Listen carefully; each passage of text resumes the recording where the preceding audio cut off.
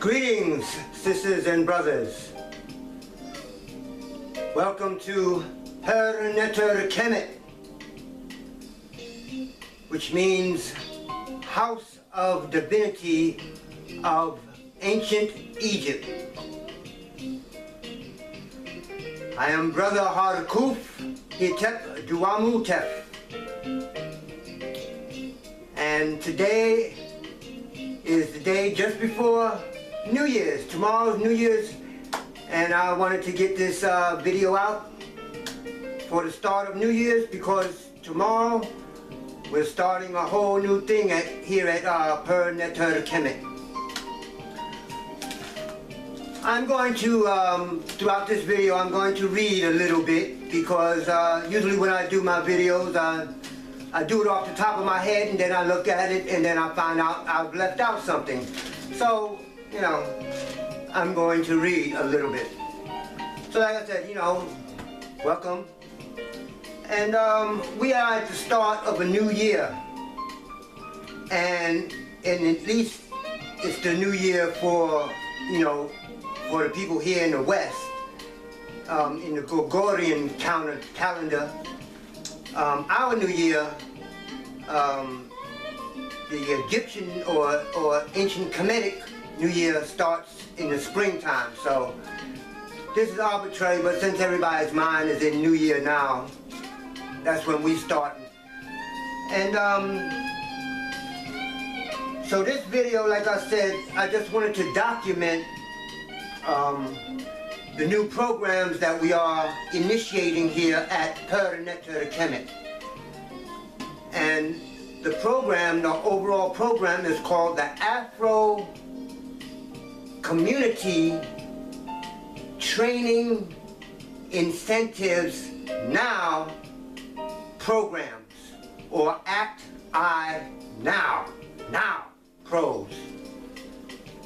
And this is a Royal Rites of Passage program. And it is called, the Rites of Passage is called Black, like the color black, to the land.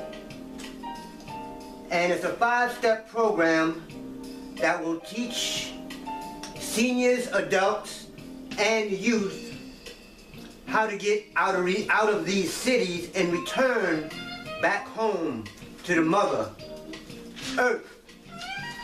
Because we have lost, you know, we have lost our way as far as where we came from, the Earth. We're not eating right, you know, the whole thing. You know, you already know what's going on. So there are basically 3 programs under A.C.T Now.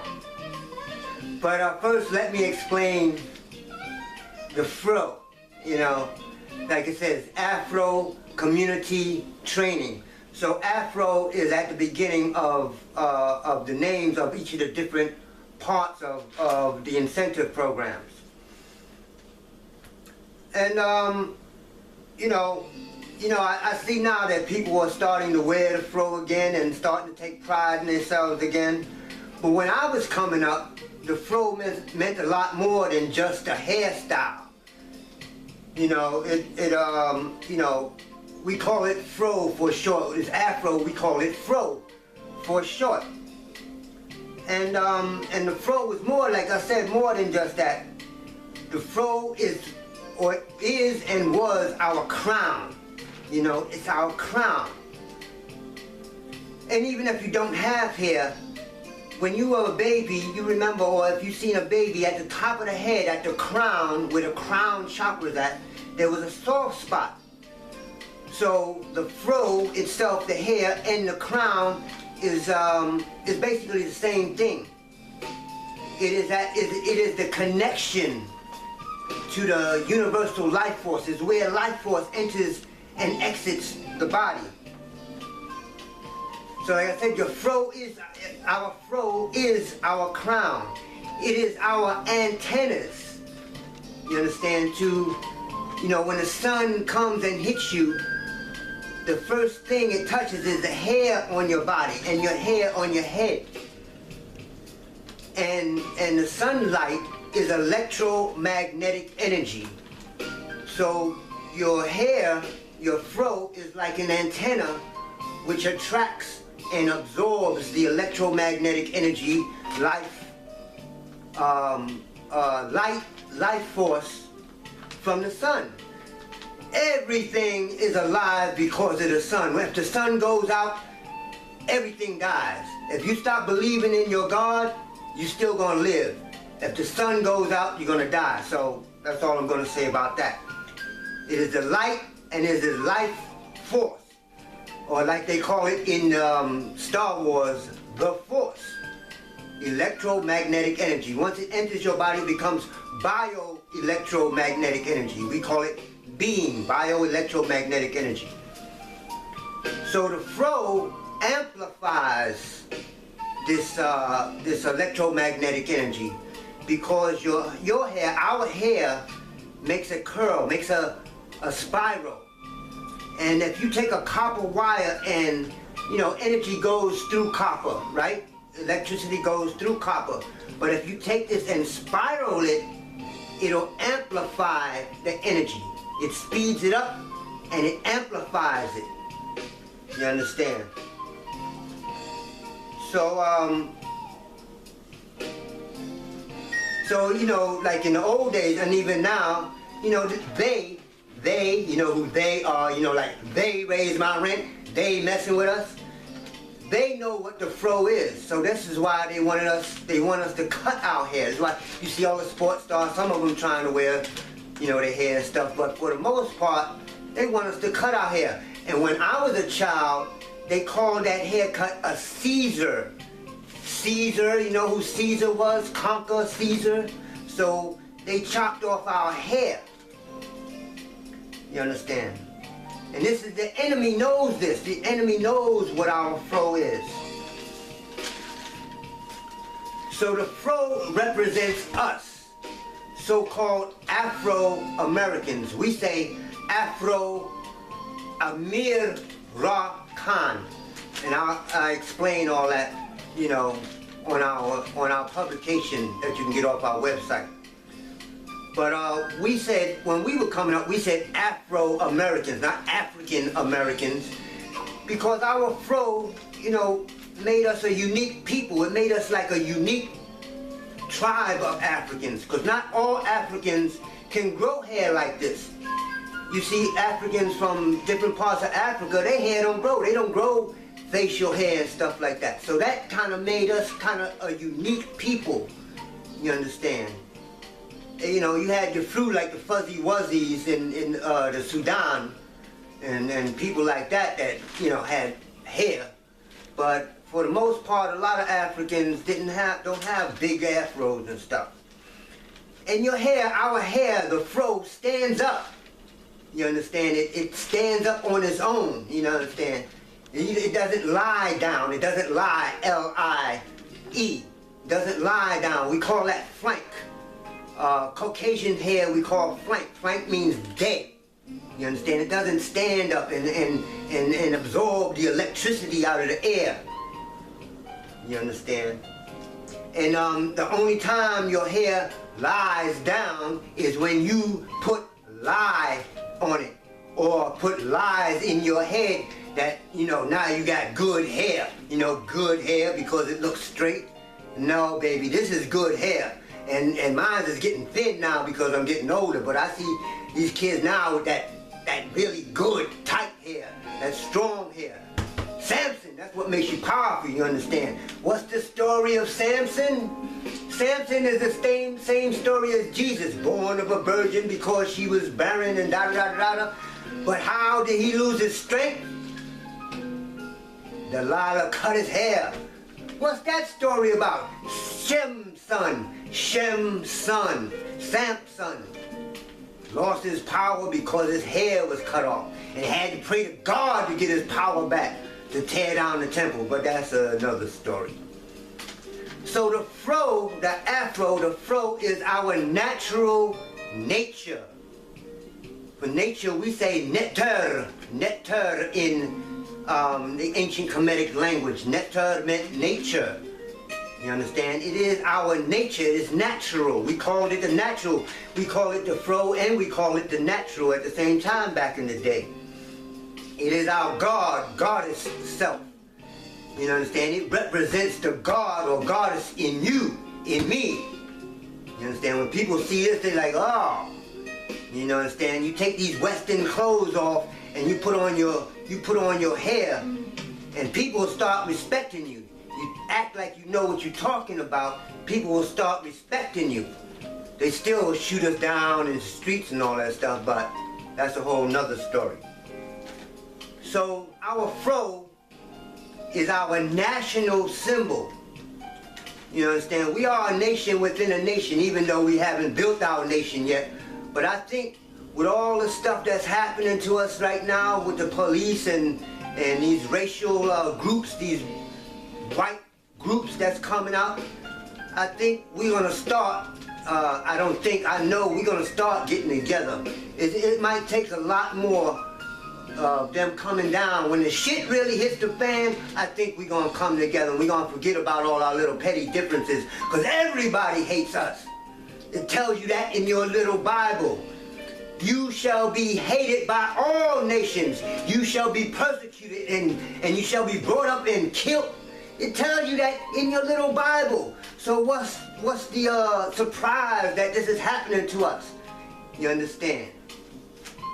So we say, Fro power to the people. You understand? That's where the Fro comes in. Alright, so basically, like I said, you know, there are 3 different parts to the Afro community training programs. It's 3 different programs that we've developed. But our first goal is to get land. Like I said, rites of passage, black to the land. You want to call yourself black? Well, let's go black to the land. You understand? Where we came from. Growing our own food. You got all this genetically modified garbage. You got all kinds of stuff. It tells you, come out of her, my people. Come out of her means the cities. You understand? We call it, you got the Rastas, oh, we in Babylon, but nobody want to leave. You know, I mean, I won't say nobody. There's groups leaving. There's people going back to Africa and all that. But before we even get there, let's get some land here. Nobody's stopping us to get together as a group, go to the real estate office and buy some land, grow some food. This is the simplest thing in the world, to put a seed in the ground and grow your own food. You know, there's a few of us here and there, you know, they come back to me on Facebook like, oh, I got my little garden. Well, I hope your little garden lasts. Like I said, when the shit hit the fan and everybody out there starving and they see your little garden, what you think gonna happen to your little garden in your little house by yourself or with your little family? We need food for the nation. You understand? But that's a whole nother thing. So like I said, we want to buy land. We're gonna get raw land, and then we're gonna build the Royal Rites of Passage Academy. And the academy will be named the Stephen L. Mason Memorial Royal Rites of Passage Academy. So Stephen was my, or is my grandnephew. Him, Stephen, and his younger brother, Charles, were both murdered in 1985. What, 40 years something ago, or 30 something years ago, excuse me, 36 years ago, whatever. And years later I decided that I wanted to name the academy after my grandnephew, Stephen.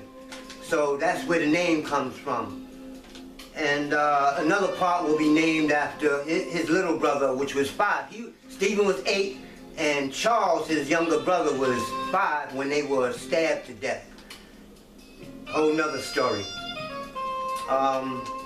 So, like I said, the 3 programs are, first is the Afro Ango Royal Rites of Passage, the actual rites of passage for the youth. And right now we'll be accepting ages 18 to 21. Once we have the land, I'll go from 8 years old to 21. And it'll be a live-in rites of passage. The initiates will live on the land and train for 2 years. You understand? The first part of the rites of passage is, there are 4 parts to the rites of passage itself, or the Afro-Ango rites of passage. And the first part is learning warrior arts. Because if you look at, say for instance, the Kung Fu of the Chinese, they learn Kung Fu and they learn their whole culture is within Kung Fu. Everything that's in their culture is in their art, their martial art. We don't say martial because that's the Roman god of war. We say warrior art because it's a lot deeper than just punching and kicking and fighting. It teaches you culture. It teaches you strength. It teaches you courage. Martial art or warrior arts teach you things that you need beyond self-defense. You understand? Like I said, it teaches you courage and strength and different things like that. And plus your culture. So the first part of any rites of passage is the warrior training.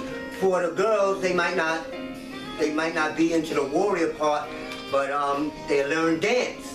You understand? African and Afro-Latin dance. And still the culture comes in with that. So I've developed a system for us based on what my family has developed from my great-grandfather on down to, and was passed on down to me.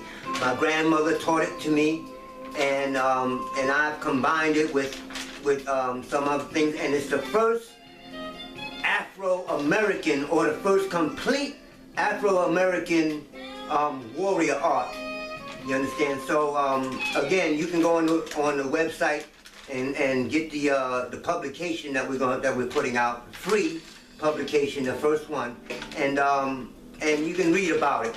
I call it Badis,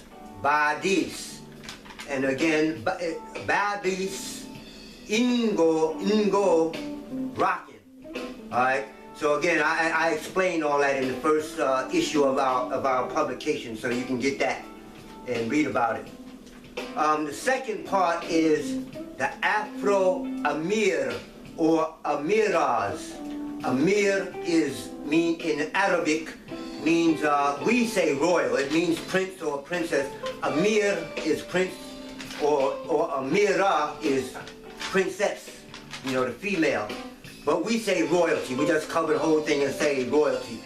Self-determination. That's one of the things that we're about. Self-determination. All buying land and all that stuff is about self-determination. So we can take words, and I make up my words if I want to, and define them how I want to. We define ourselves. Nobody else defines us anymore. Self-determination, self-sufficiency, self-help, self-defense. For us, not Chinese, not white, us. You understand? We can care about all those people, but let's care about us first. You understand? So the Afro-Amirs will be the people 21 and over, the adults, who will be mentors of the youth in the Rites of Passage program. In other words, they're the investors who are going to be, each one is $60 a month to pay for, 2 will pay for one of the initiates in the Rites of Passage program, one of the youth. And they will be the mentors. If the youth need somebody to talk to while they're going through the program, it's the